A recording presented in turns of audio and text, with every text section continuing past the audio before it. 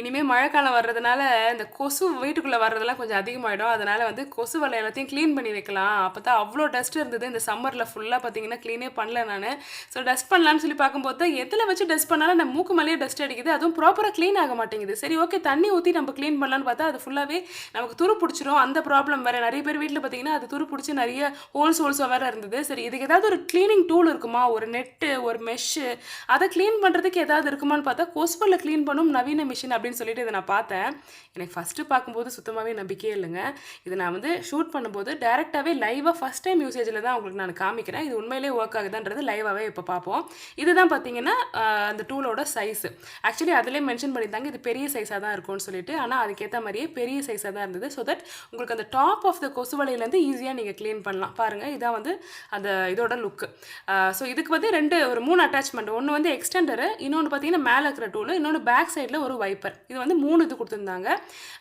So இது பாருங்க, இதான் வந்து க்ளோஸ் அப் லுக். அந்த பிரஷ் எப்படி இருக்குன்னு சொல்லிட்டு. இது எப்படின்னா ஒரு ஸ்டீல் மெஷ்ஷு, ஒரு காட்டன் ஸ்பாஞ்ச் இதெல்லாம் மிக்ஸ்டா இருந்த மாரி இருந்ததுன்னு வச்சுக்கோங்களேன். கீழ பேஸ்ல ஒரு ஸ்பாஞ்சு, அதுக்கு மேல வந்து ஒரு ஸ்டீல் மெஷ். இப்போ நான் கண்ணுக்கு முன்னாடி அத கிளீன் பண்ணி காமிக்கிறேன். எனக்கு அவ்வளோ ஷாக்கா இருந்ததுங்க. அத நான் கிளீன் பண்றேன். என் ஃபேஸ்ல ஒரு டஸ்ட்டுமே படல. ஆப்போசிட் சைட்ல இருந்து தான் கேமரா வச்சிருக்கேன். பாருங்க, எல்லா டஸ்ட்டும் அந்த ஆப்போசிட் சைட்ல வெளி பக்கமா போயிடுது. ஸோ இவ்ளோ அமேசிங்கா இருக்குல்ல. எனக்கு அத நம்பவே முடியல. இப்படிலாம் இது எப்படி பண்ணாங்க? அப்படின்னு சொல்லி எனக்கு சத்தியமா தெரியல. இத பாருங்க, அத ஜூம் பண்ணி பார்த்தாலே தெரியும் எவ்ளோ டஸ்ட் அந்த ஆப்போசிட் டைரக்ஷன்ல போகுதுன்னு சொல்லிட்டு. ஸோ தட் உங்க ஃபேஸையும் பார்த்தீங்கன்னா, நீங்க புரொடெக்ட் பண்ணிக்கலாம். ஆ இந்த மெஷ்ஷு, இந்த மாரி நெட்டு இதெல்லாம் வந்து கிளீன் பண்றதுக்கு என்னமோ ஒரு விஷயம் வந்து இந்த பிரஷ்ல இருக்கு. ஸோ தட் பார்த்தீங்கன்னா, அந்த இடம் ஃபுல்லாவே உங்களுக்கு கிளீன் ஆயிடுது. ஏன் நான் இத வந்து முக்கியமான ப்ராடக்ட் இப்பன்னு சொல்றேன்னா, இன்னும் கொஞ்ச நாள்ல மழை காலம் வரப்போது.